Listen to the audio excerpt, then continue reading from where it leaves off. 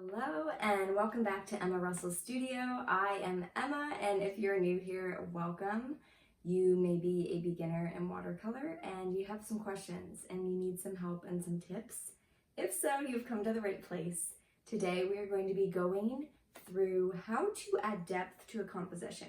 So maybe you're starting out, you're painting your florals, you have them on your paper, but your page just feels really bland. You feel like it needs a little oomph. And maybe you even feel like there's just no 3D look to anything you're painting and everything looks really flat. So we are going to be going over some tips on how you can add depth to just make your painting more dimensional and also just give it some pizzazz. So grab your paper and your pencils and let's get started. Okay, so let's dive in. I have my water over here. I'm actually going to switch everything over here just for the sake of this video. I usually actually keep my water and my paints on the left side, which apparently is really weird for a righty, but that's just what I prefer. But yeah, I have my Arches cold press paper. We are going to be using our round brush, the size 10, and mostly this Blooms brush. Sorry if you heard that noise, there's a trash truck. So we're gonna be painting like some poppy like flowers. Gonna be using a lot of reds. So whether you have permanent rose in the Winsor & Newton or alizarin crimson or cadmium free red, any of these will do. I'm gonna stick with either rose or cadmium red. So you're gonna see me kind of go back and forth between them. I have some rose already here on my palette, and I believe I used up my cadmium free red, so I'm just gonna put straight from the tube. A lot of times I like to actually use it wet. You can wait for it to dry though. It's totally up to you. It's definitely more opaque when it is wet. But that can also be activated when dry. So grab your paintbrush. We're gonna be kind of going in an S shape. So it's kind of going to be like this across our page.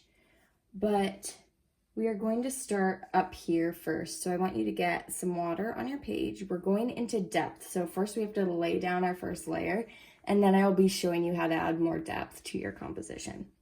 So I want you to get some pigment on your brush. If you have too much water, make sure you are grabbing more pigment and dabbing your paper towel.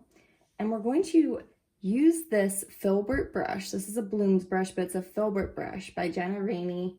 They make shorter handles too. I just have an extremely long one. Just add a little water if your paint has dried. And we're going to start here at about a 45-degree angle. Press, curve, and lift. And if you need to add more paint, do so. I'm gonna like mix a little bit of that red with it. So we're gonna press, curve, and lift. And we're going to continue that over here on the side. And we're going to kind of fill in these little petals over here. Feel free to leave some white space because that is super helpful in adding depth. So that is one way you can add it, is by leaving white space. Sometimes your flowers will look muddy, and that's why they're actually looking really flat, because you didn't give any highlights. Now we do need a little green for our stems. So grab your sap green, and we're just gonna kind of put a little bit here on the bottom for the base. It's okay if it touches the red. And then we're going to just really lightly kind of flick your wrist and get a stem. And then maybe we'll put a leaf here on the side. Grab a little bit more green, a little water. And put one over there. So this I will darken. You can't see it that well right now, but we will darken it up.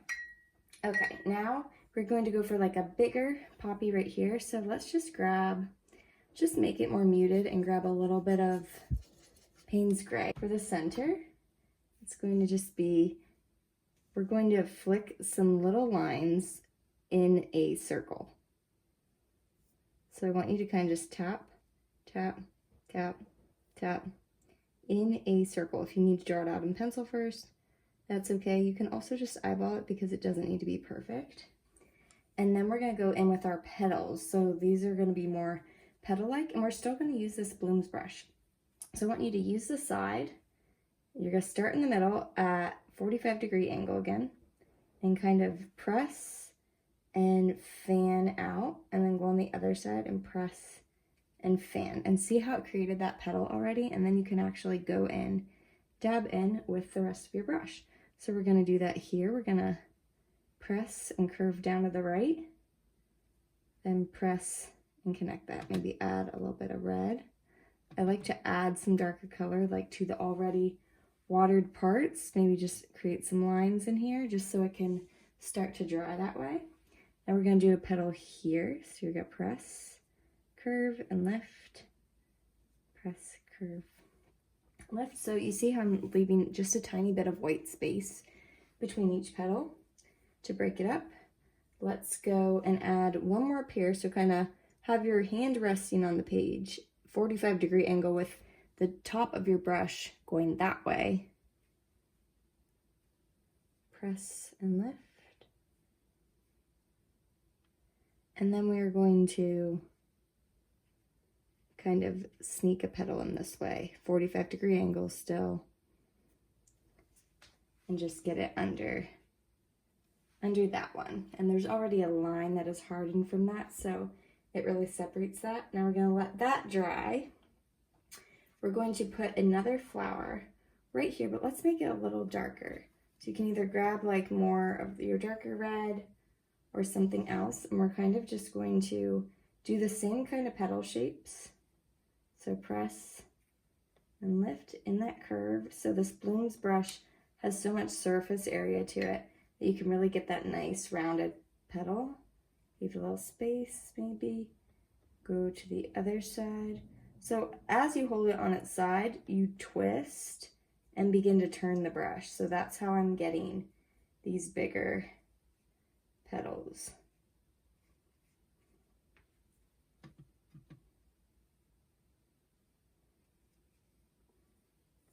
And see, that will kind of happen if you don't angle and press.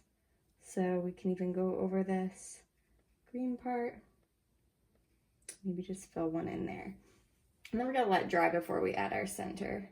There, just rinse your brush off and dry it a little bit. We're gonna do a little stem for that. So it's gonna kind of curve. It's gonna start up here, and you can watch me first, and then you just use, it's so fine that it's perfect for doing little stems too. Just kind of curve it down because we're gonna have some other flowers and leaves come off of this. So we're gonna actually add another curved one, and then we're gonna do our next flower, which is kind of falling down. It's still opening up, it's a little closed. So we're gonna actually make this little green part here, and it's gonna be facing down. So I want you to rinse that green off your brush, grab a little bit of one of your reds, and then we're going to press and go in, press, and you're going into this like little point. So on the sides you're gonna curve it, and then maybe add one more over here, try to leave a little white space, but then have it curve around. We're gonna put one more coming out over here in that kind of look, but at more of an angle. So let's start here and curve. You can just keep practicing that curve. If you need to practice it on different paper, that helps. Try to leave some white space. You're just using that side of the brush and really just curving it to another point. Maybe we'll add a little bit of shadow. We're gonna put a little bit up here. So that is another way that adds depth.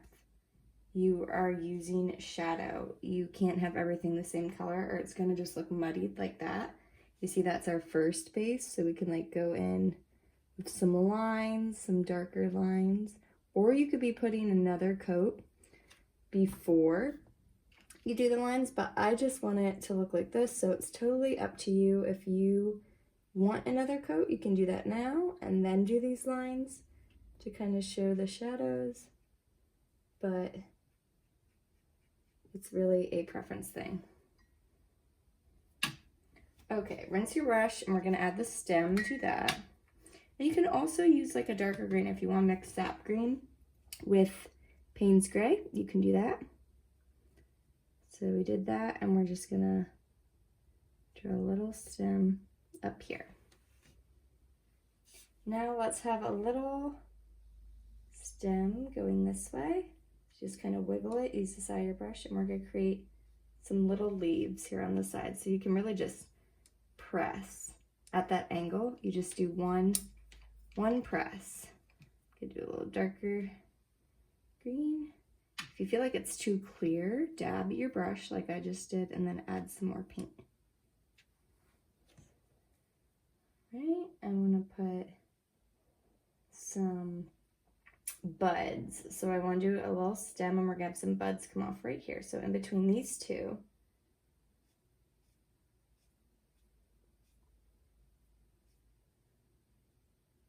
just kind of have some lines go out like that.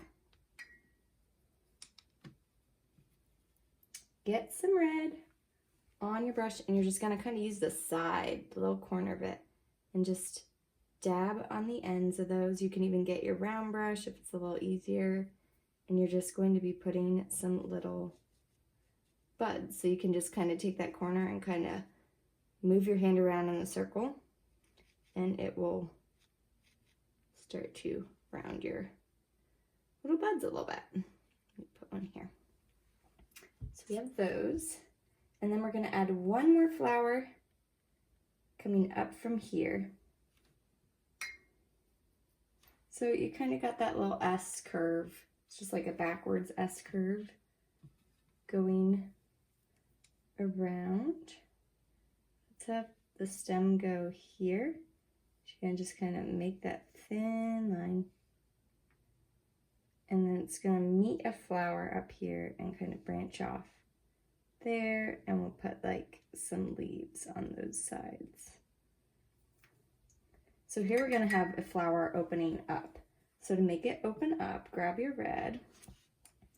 And we're first going to make a big petal here on the right. So have your brush angled at a 45-degree angle. Get that big petal in. And then we're going to create a small one angled this way. And then we are going to make one that's kind of going along like this, that goes wider. So just kind of curve it out. And have one going this way. So you can just kind of create that curve, and maybe like a petal is sort of falling off of it. And maybe you just want like a little bud right here, maybe at the end of this one or off at the side.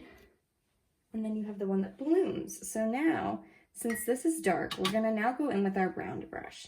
So grab your round brush, get it wet, but then wipe some water off, and we're gonna go in with that red. It's okay if it's a little more opaque, just watch these flowers, they're still drying. And we're gonna go in and add a little bit of dark. So this is really gonna help with the depth, and you're gonna see how much it helps. So just kind of put maybe some over here, a little bit on this side. We're just kind of doing like every other section, sort of, right? You have light and then you have dark in between, and see how already that's really making that pop. And now we can actually go over this section we have. I like to lay the paint on thick for this, just because it is my preference, but if you don't like it as thick, don't worry about that. You could even go in with some lines here while this is wet. It'll dry. Maybe you want to do a second coat here. Just go over that area that you already watercolored, and we'll let that dry. Leave the center a little bit open because we're going to go in with Payne's Gray in the middle. So grab your Payne's Gray, maybe dry your brush off a little bit to eliminate excess water, get more pigment than water, so more of a cocoa-rich consistency. Maybe add some dark over here. Here we could go back in with that red. Just really, really light lines. Let's do some over here, our little stripes. So look how much depth you have versus when it's really plain. A lot of times you make the mistake when you're beginning of just doing one coat and being like, why does it not look perfect? But watercolor, you really have to keep building the layers just like any other paint. It's just, it takes less time to dry. So really you don't have to be as patient with like oil paint, but we're gonna just make a little circle here. But yeah, that will help your paintings feel like they have more depth, more interesting qualities. You can even go in and start to like darken one of the sides of your stems. And just add that in, maybe like this leaf over here.